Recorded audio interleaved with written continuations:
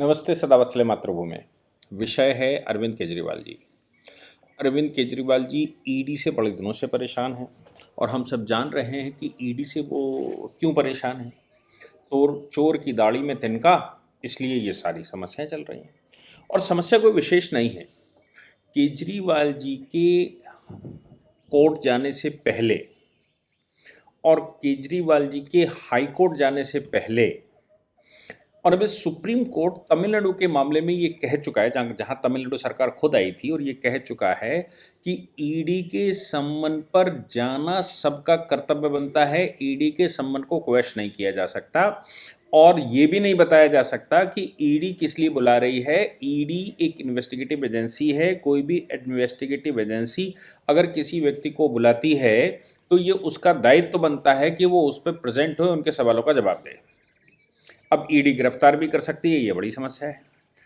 Arvind Kejriwal ji Delhi high court गए। Delhi high court में उनकी दो पिटीशनें थी। एक पिटीशन थी कि जो उनके खिलाफ एफआईआर है वो क्वैश कर दी जाए और जो इस मामले में एफआईआर है उसको क्वैश कर दिया जाए। दूसरी पिटीशन उनकी ये थी कि ईडी के सम्मन को क्वैश कर दिया जाए। और इससे पहले हम सब जान रहे हैं कि एडिशनल चीफ जुडिशल मजिस्ट्रेट की अदालत में ईडी खुद गई थी और ईडी इस बात के लिए गई थी कि 176 आईपीसी के तहत अरविंद केजरीवाल के खिलाफ मुकदमा चलाया जाए और वो मुकदमा इस बात का चलाया जाए कि ईडी ने जो सम्मन भेजा उन सम्मन पर अरविंद केजरीवाल प्रेजेंट नहीं हुए। अरविंद केजरीवाल जब उस मामले में गए तो ऑनरेबल कोर्ट ने उनको बेल दे दी और बेल देकर आगे ये कह दिया कि फला फला तारीख को हम सुनवाई करेंगे। अरविंद केजरीवाल ने दुनिया भर में ये बात फैला दी उनके लोगों ने कि अब तो साहब ईडी के सम्मन पर बेल दे दी है कोर्ट ने, जबकि वो बेल तो सिर्फ इस बात की थी कि धारा 176 के तहत जो उनके खिलाफ मुकदमा होना है या ये इस बात का मुकदमा कि वो कोर्ट के ईडी के सामने प्रेजेंट नहीं हुए, उस बात का मुकदमा था। वो जो केस है शराब घोटाले का या ईडी किस लिए बुला रही है वो तो अभी दूर की बात है। इसलिए अभी तो केस सिर्फ इस बात का है कि अरविंद केजरीवाल जी ईडी के सामने प्रेजेंट नहीं हुए। उसमें उन्होंने बेल भी दे दी। वो तुरंत सेशन कोर्ट चले गए थे। सेशन कोर्ट ने उनकी जो सम्मन खारिज करने की अपील थी या रिवीजन था उसको डिसमिस कर दिया था और रिवीजन डिसमिस करते हुए उन्होंने कहा था कि भाई पर्सनल अपीयरेंस से छुटकारा पाने के लिए आप जा सकते हैं, सीजेएम के पास लगा दीजिएगा जाके। लेकिन ईडी के सम्मन से कोई छुटकारा नहीं मिला था। ईडी के सम्मन से छुटकारा का मतलब है कि ईडी ने फिर से एक सम्मन भेज दिया, 9वां सम्मन, और ईडी के अब जब नया सम्मन भेज दिया तो उस सम्मन पर आज केजरीवाल को प्रेजेंट होना था। उससे पहले बड़े बड़े देश के वकील जो करोड़ों लाखों रुपए लेते हैं उनको लगा दिया गया हाई कोर्ट में। हाई कोर्ट ने आज अरविंद केजरीवाल की पिटीशन की सुनवाई करी। ईडी भी प्रेजेंट हुई, यानी कि ईडी के वकील प्रेजेंट हुए। अभिषेक मनु सिंघवी साहब प्रेजेंट हुए अरविंद केजरीवाल की तरफ से। और सवाल ये आया कि ईडी क्यों बुला रही है। तो कोर्ट ने जो कहा वो तो और खतरनाक था। कोर्ट ने कहा आप मुझे इस ईडी से कहा आप मुझे ये बताइए, इतने सारे सम्मन भेज दिया आपने, 9 सम्मन भेज दिया, आपने गिरफ्तार क्यों नहीं किया। आप तो इतने सारे सम्मन, जनरली होता ये है कि अदालतों में 3 सम्मन के बाद हम वारंट कर देते हैं और वारंट कर दिया वेलेबल वारंट, उस पर भी नहीं आया तो नॉन वेलेबल वारंट कर दिया। तो फिर ये 9 सम्मन आप भेज रहे हो, इतने 9 सम्मन भेजने के बाद अगर कोई व्यक्ति प्रेजेंट नहीं हुआ तो गिरफ्तारी क्यों नहीं हुई। गिरफ्तार किया जा सकता था, आप गिरफ्तार कर सकते थे। अब तो और बड़ी फसड़ हो गई कि हाई कोर्ट ये कह रहा है कि गिरफ्तारी हो सकती थी। और बात तो सही है कि ईडी को पावर है, अगर उनके सम्मन का कॉन्ट्रावेंशन होता है तो उनको पावर है कि वो गिरफ्तार कर लें, क्योंकि ये माना जाना चाहिए कि जो व्यक्ति उनके सम्मन को फॉलो नहीं कर रहा है वो कहीं ना कहीं अपराधी है, वो अपराधी है, इसलिए वो भाग रहा है। ये हम प्रिज्यूम कर लेते हैं, सर्वदा सत्य नहीं है लेकिन लाइकली टू बी प्रिज्यूम्ड कि हाँ ये हो सकता है। अब ऐसी परिस्थिति में जब अरविंद केजरीवाल जी के वकील प्रेजेंट हुए और उन्होंने कहा कि साहब एफआईआर क्वैश कर दी जाए, तो आप सोचकर देखिए कि उस समय ईडी ये कह रही कि एफआईआर तो तब क्वैश कर दी जाए भाई, ये पिटीशन लेकर है ना आम आदमी पार्टी उसमें नामजद है और ना ही अरविंद केजरीवाल नामजद है। जिस एफआईआर में अरविंद केजरीवाल और आम आदमी पार्टी का जिक्र ही नहीं है, जो उसकी पार्टी नहीं है, उसके लिए क्वैशिंग कैसे लगा सकते हैं। ये कैसे कह सकते हैं कि इसको क्वैश कर दो। तो इसलिए क्वैशिंग की तो कोई संभावना ही नहीं है, क्वैशिंग की तो कोई कारण ही नहीं बनता। दूसरा, सम्मन क्वैश करने तो मेंटेनेबल नहीं है। भाई हम कोई इन्वेस्टिगेशन कर रहे हैं, हम इनको बुला रहे हैं, आइए आप हमारे सवालों का जवाब दीजिए, हम कुछ जानना चाहते हैं। हमने ना तो इनको एक्यूज्ड बनाया है अभी तक, मतलब ईडी का कहना था कि ना तो ईडी ने अभी तक एक्यूज्ड बनाया है, ना ईडी ने इनका कोई नाम लिखा है, ना ईडी ने कभी इनको ये बताया है कि हम साहब आपको एक्यूज्ड बनाए पड़े हैं। आप हमसे क्लैरिफिकेशन मांग रहे हैं, किस हैसियत से बुला रहे हैं? अरे भाई, ईडी कह रही है कि हम जब इन्वेस्टिगेशन करते हैं तो हम एक नहीं हजारों लोगों का इन्वेस्टिगेशन करते हैं, बहुत लोगों के स्टेटमेंट लिखते हैं और स्टेटमेंट लेने के बाद हम तय करते हैं कि वाकई में दोषी है कि नहीं है। हम तो कभी कभी एक व्यक्ति को 1 बार, 2 बार, 3 बार, 5 बार, 10 बार, 20 बार बुलाते हैं और उसके बाद जब सेटिस्फेक्शन हो जाता है, लीड मिल जाती है, उस लीड के आधार पर एविडेंसेस हो जाते हैं, एविडेंसेस मिल जाते हैं, तब कहीं गिरफ्तार करते हैं। यानी कि आपको बुलाकर आपका स्टेटमेंट लेंगे, स्टेटमेंट के बाद फिर उस पर कुछ तैयारी करेंगे, फिर उसके बाद फिर स्टेटमेंट लेंगे, उस पर जो लीड मिलती है उस लीड के अनुसार फिर खोजबीन होती है और लोगों से बात करने की कोशिश होती है, और उसके बाद जब एविडेंसेस मिल जाते हैं तब कहीं गिरफ्तारी करते हैं। और अगर एविडेंसेस नहीं मिलेंगे तो गिरफ्तारी नहीं करेंगे। ये मामला आपने ईडी वाला देखा होगा कि सोनिया गांधी जी को बुलाया, उन्होंने राहुल गांधी जी को बुलाया, और सीबीआई ने भी अलग अलग इन्वेस्टिगेशन किया, कई कई घंटों तक किया। मोदी जी जिस समय गुजरात के मुख्यमंत्री हुआ करते थे उस समय भी कई बार उनका इन्वेस्टिगेशन हुआ, इवन 14-14 घंटे लगातार उनसे पूछताछ हुई। लेकिन वो पूछताछ का कारण सिर्फ इतना होता है कि उनको लीड मिल जाए कोई। अगर आपसे कोई लीड मिलेगी तो केस आगे बढ़ेगा, इन्वेस्टिगेशन आगे बढ़ेगा, लीड नहीं मिलेगी तो इन्वेस्टिगेशन आगे नहीं बढ़ेगा। कहीं और से लीड मिलेगी तो आपसे इन्वेस्टिगेशन करेंगे, आपसे वार्ता करेंगे। ये सिलसिला ईडी या सीबीआई चलाती है। उसके बाद जब उनको सही साठ कुछ मिल जाता है तब कहीं एफआईआर दर्ज करवाते हैं या फिर गिरफ्तारी करते हैं, अगर उनको लगता है तो। अभिषेक मनु सिंघवी साहब ऑनरेबल कोर्ट के सामने ये कह रहे हैं कि भाई ये तो अजीब बात हो गई कि आपका पार्लर है, आप कहते हैं कम टू माई पार्लर, ये शब्द है उनके, आप कह रहे हैं come to my parlour, we don't have the coffee but will arrest you. आप वहां बुला रहे हैं कि आपके लिए है कुछ नहीं वहां पर, लेकिन गिरफ्तार कर लेते हैं। ये तो भाई ठीक बात नहीं है, ये कौन सी बात है? ईडी ने जवाब दिया कि इन्वेस्टिगेशन करना हमारा काम है। जब हमें ये पता लगा कि ये अपराध हुआ है तो उस अपराध को कवर करने के लिए अपने को इन्वेस्टिगेशन करना और इन्वेस्टिगेशन के लिए आपको बुलाना। अब 2-3 बातें स्पष्ट हो गई। स्पष्ट ये हो गई कि भाई एफआईआर क्यों क्वैश करना और सम्मन क्यों क्वैश करना। ना ही एफआईआर क्वैश होगी और ना ही सम्मन क्वैश होगा, ये दिल्ली हाई कोर्ट ने साफ कर दिया। अब इन्होंने जो नया राग अलापा वो ये अलापा कि साहब कम से कम प्रोटेक्शन दे दीजिए, प्रोटेक्शन फ्रॉम अरेस्ट।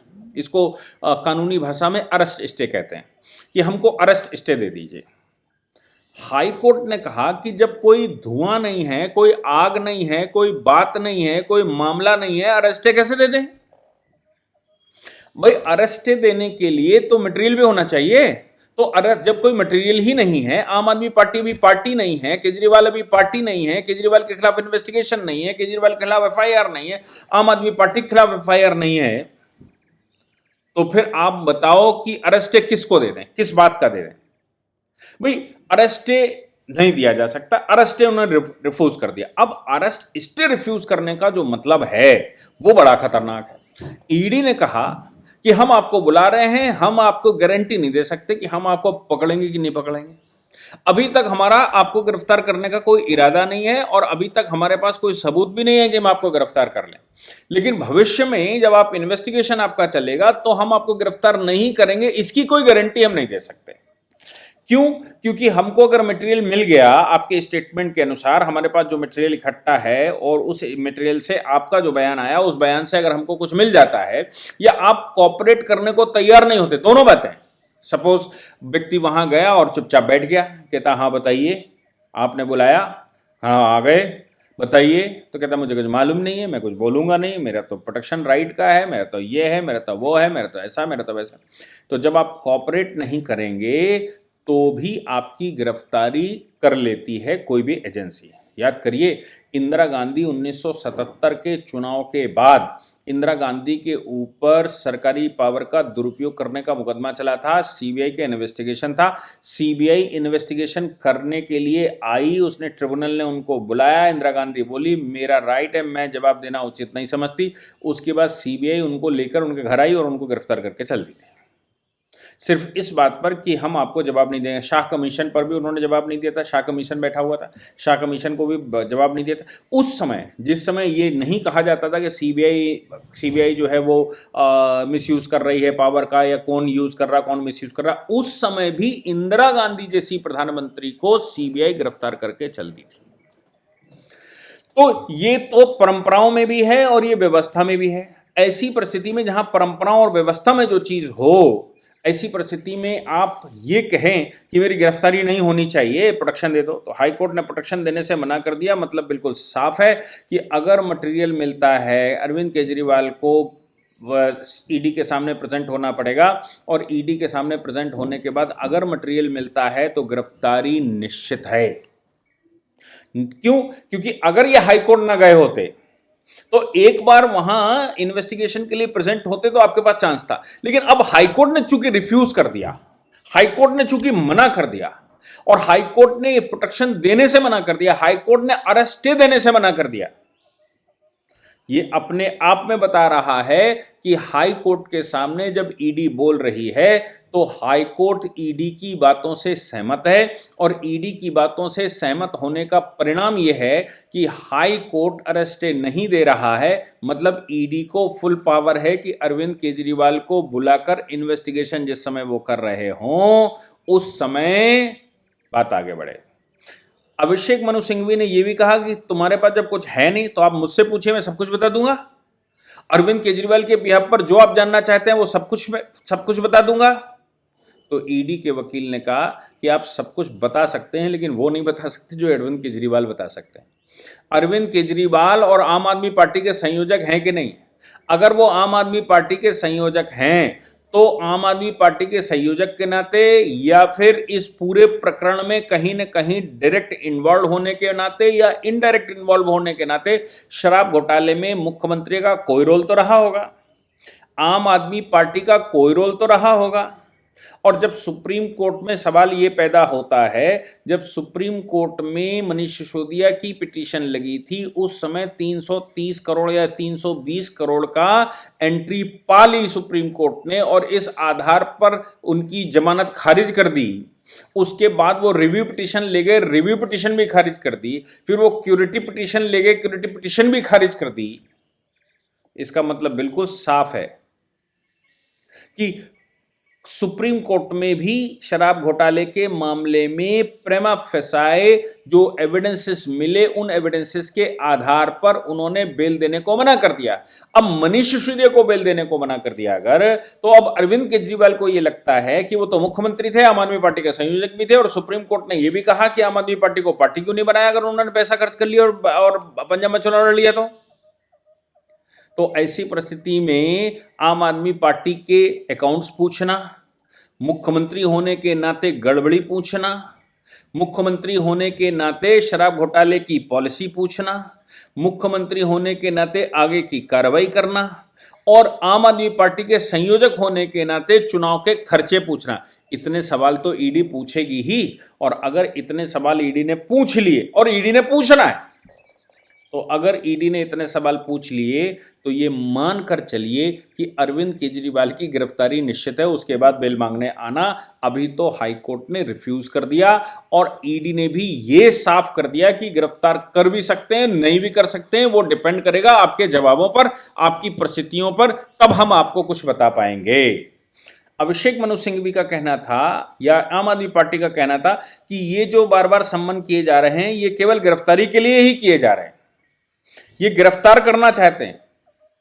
इस पर हाई कोर्ट ने कहा कि जब अभी कोई मामला ही नहीं है और वो कह रहे हैं कि हमारा उद्देश्य है गिरफ्तार करना नहीं है, अभी तक हमारे मन में कोई बात नहीं है गिरफ्तार करने की, अभी तक ये पार्टी भी नहीं है, अभी तक इनके खिलाफ एफआईआर नहीं है, अभी तक आम आदमी पार्टी के खिलाफ एफआईआर नहीं, एफआईआर में इनका नाम दर्ज नहीं है, अभी इन्वेस्टिगेशन में इनका नाम निकला नहीं है, हम तो केवल संभावनाओं के आधार पर इन्वेस्टिगेशन कंप्लीट करना चाहते हैं, और उस इन्वेस्टिगेशन में मटेरियल हमको मिल जाए और आगे की लीड मिल जाए, उसके लिए हम तैयारी कर रहे हैं, इसलिए अभी कुछ कहना सही नहीं होगा।